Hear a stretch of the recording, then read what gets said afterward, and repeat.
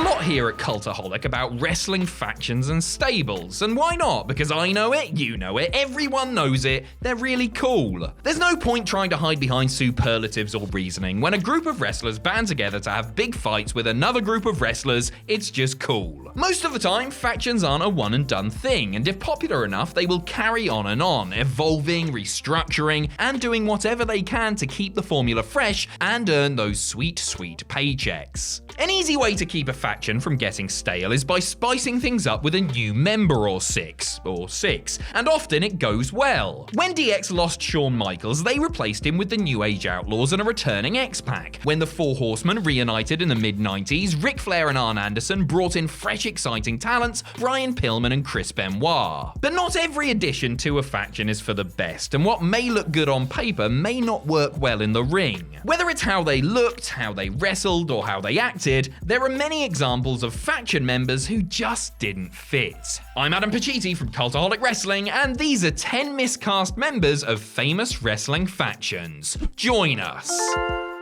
Number 10, Shane Douglas in the New Blood. As WCW was spluttering and wheezing before going on to the big squared circle in the sky, the company had one final Hail Mary: vacate all the titles and pit the established stars of WCW against the hungry up-and-comers. The Millionaires Club featured the likes of Hulk Hogan, Sting and Ric Flair battling the new blood of Jeff Jarrett, Billy Kidman, and 36-year-old former multi-time ECW World Champion Shane Douglas. This was the problem with making a company-wide storyline of black versus white. There were several shades of grey that needed addressing. Douglas, whilst not long part of WCW's roster, was in no way new blood, having won titles in both WWE and ECW before fighting against Flair and co. And that there is pretty much why the new blood recruited Douglas, Ric Flair. It's no secret that the two didn't like each other, and on paper, the Shane Douglas is pissed off, so let's have him feud with the Nature Boy that allegedly held him down idea looked great. But Douglas came across as a whiny has-been, and Slick Rick was cheered like the icon that he was and is. If WCW had framed the whole angle differently, then it possibly could have worked. But this was WCW in 2000, and, well, you know how that panned out.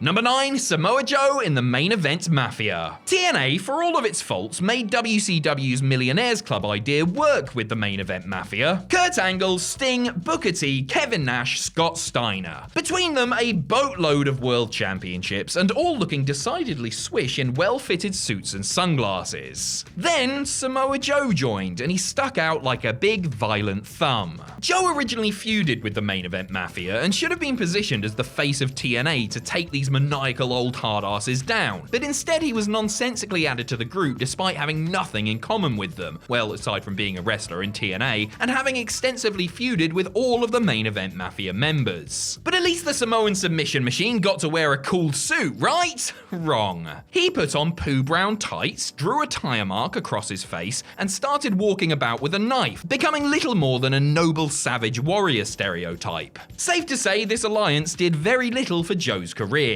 When the MEM reformed 5 years later to fight Aces and Eights, Joe finally felt like he belonged, serving as an elder statesman of TNA, while Magnus took the "what the hell is he doing in there" role. Number 8, Crush in the Nation of Domination. The Nation of Domination was, upon original formation, WWE's thinly veiled take on the Nation of Islam. Headed up by Farouk and advisor Clarence Mason, it was a group that took WWE by force as attitude started to rear its head. So that's why former Demolition musclehead Crush stuck out. Crush's inclusion, as well as those of PG-13, felt like WWE not wanting to court controversy by pulling the trigger on what was essentially a black power angle. Sure, his reasoning for joining kind of made sense. He had been imprisoned and forgotten by the state and hitched his wagon to a different nation, but he just didn't fit. Crush seemed like a relic from a bygone era, and it was blatantly obvious that this was just another gimmick change for the mulleted Hawaiian beefcake, with his biker vest and grey tee at odds against the bow ties and rhetoric of the Nation. Crush's time in the Nation didn't last long, and when he was turfed from the group, it fully morphed into a Black Pride statement group, until Owen Hart joined a year later, and it became just another crew. Number 7, Booker T in the Misfits in Action. We can always use a lower mid-card stable of lovable losers on our screens, can't we? The Job Squad, the BWO, and the Social Outcasts all spring to mind. Latter days, WCW had their own crew of favourable fools, the Misfits in Action. Headed by the big stiffy himself, General Hugh G-Rection and featuring the likes of Major Stash, Corporal Cajun, and Lieutenant Loco, the MIA fought against injustices in WCW. Forgotten men rallied under the same flag, scrapping for relevance in a fight with Eric Bischoff's new blood. How they convinced Booker T to join, I will never know. Simply put, Booker T was too big and too cool for the Misfits. He had the best nickname, sure, G.I. Bro, but in 2000 he already had boatloads of accolades to his name and was on the cusp of being a multi-time WCW World Heavyweight Champion. It felt like WCW were between a rock and a hard place, not wanting to turn Booker heel and have him become new blood, but not established enough to be in the Millionaires Club, hence why he was lumped in with the camo-wearing losers. Luckily, Booker left the Misfits after roughly 2 months before any major damage could be done to his career. Come to think of it, major damage sounds like he should have been a member of MIA. Number 6, Hornswoggle in DX. D-Generation X were edgy, in your face, and were one of the driving forces behind WWE's attitude in the late 90s. Whether rallying against authority, suggestively holding sausages as phalluses, or telling whomever to, well, you know, DX were a hot commodity and legitimately cool in a sport that is oftentimes anything but. Fast forward over a decade later, and the reformed unit of Shawn Michaels and Triple H were none of these things, and things only got worse when Hornswoggle joined. Now, Hornswoggle seems like a lovely bloke, and anyone who gets in the ring deserves at least a bit of our respect, but a member of DX almost makes you want to go all JBL and throw a bin at his face. Before donning the green and black, Hornswoggle had become a punchline in WWE, a predictable punctuation to storylines because Vince McMahon clearly thinks little people are hysterical. His inclusion in DX as a mascot confirmed what we all knew: it wasn't 1997 anymore, and DX were no longer cool. If he got a newfound attitude and started smashing people with chairs and telling people to, well, you know, then it could have possibly worked. But no, he just ran around having a great time as Shawn and Trips looked on like proud dads, and the whole saga was crap. Number 5, Shawn Michaels in the Corporation. When you think of the Corporation, you think Vince McMahon's power suits, Patterson and Briscoe being giant weasels, and Steve Austin getting screwed over time and time again. Chances are, you don't think of Shawn Michaels. Yes, HBK was indeed a member of McMahon's maniacal unit for about a month, joining shortly after the group's inception. Several months after retiring, Michaels was brought out by Vince McMahon and inserted as WWE's new commissioner, with HBK promising that he would be fair and ethical, but soon selling out and joining the establishment. Now, Shawn Michaels is a fantastic heel, one of the best of his day, but this just wasn't him. He was slimy, but a different kind of slime, all crotch chops and sexual innuendo rather than the corporate might of Stamford, Connecticut. Shawn made his name rebelling against any and all types of authority, and for him to become a corporate yes man in a sharp Stetson just didn't feel right. Everyone agreed, and it wasn't long until Shawn was out of the Corporation, back being a thorn in Mr. McMahon's side, and generally being a naughty little tyke. Number 4, the Red Rooster in the Heenan family. Bobby Heenan's family is one of the greatest groups of all time, featuring some of the industry's most celebrated sons. Andre the Giant, Rick Rude, Harley Race, the Brainbusters, Ric Flair, Mr. Perfect, and the Red Rooster. Yep, Terry Taylor with his dorky little jacket and crowing was once part of the Heenan family, positioned as a rookie who needed Heenan's help to win. The thing is, the family was a cavalcade of respected established heels, a vehicle for Bobby Heenan to make money, take over WWE, and make the lives of every babyface in the company utter misery. Heenan deciding to take on a greenhorn bird enthusiast didn't really fit the family MO. A few months later, and Rooster, after yet another loss, left the group, turned face, and started coring a lot, before eventually beating Heenan in one of the worst WrestleMania matches of all time. Watch our ranked list.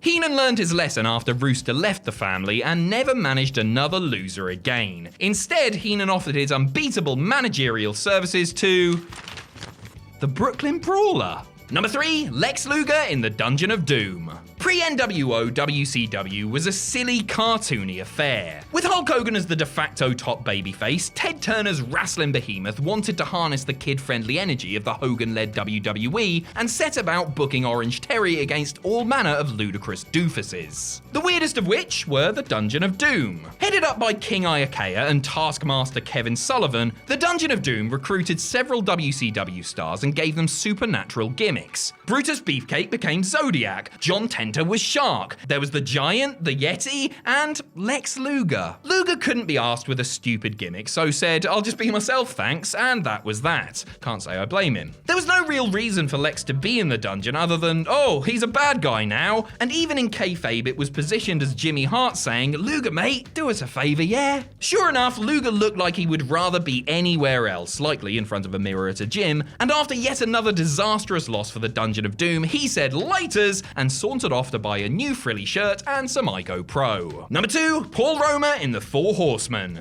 Throughout its many different incarnations, the Four Horsemen had several miscast members. Whether it was perennial foe Sting forgiving the bad lads and joining for a bit before he inevitably got turned on, or the green as grass but constantly entertaining Mongo McMichael, neither of them felt as woefully out of place as Paul Roma. It's a shame for Roma really, as he was a good wrestler. You only have to look at his work with Hercules as Glory in WWE's Power and Glory to see that, but he was not charismatic or over enough to be running with the big dogs, or in this case, big horses. What made Roma's membership stick out even more was that he was one of only 3 horsemen at the time, weird I know, and was obviously vastly overshadowed by Ric Flair and Arn Anderson. It was also a face run for the Horsemen, which, to be frank, were never as good as when they were bad. This incarnation only lasted for several months before dissolving. Roma teamed up with Paul Orndorff as Pretty Wonderful, Arn had a game of drink, punch, scissors with Sid Vicious, and Flair, well, Flair is Flair. Number 1, most of the New World Order.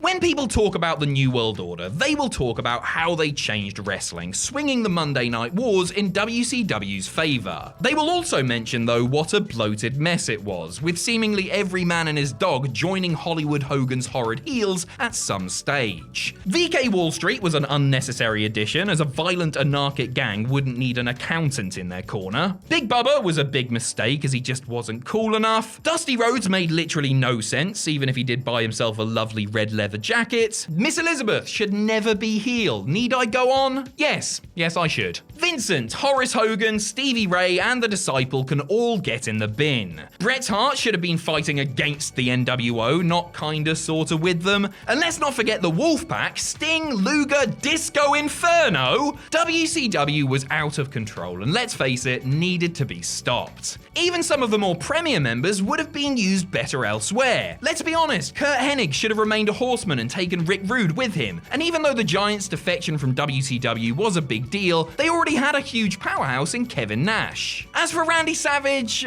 case could be made either way, really. The NWO was WCW's trump card, but it became a parody of itself. And if half the members were left to do other things rather than just don the black and white and get beaten up by Sting, then the NWO and WCW could have successfully lasted far longer than it did.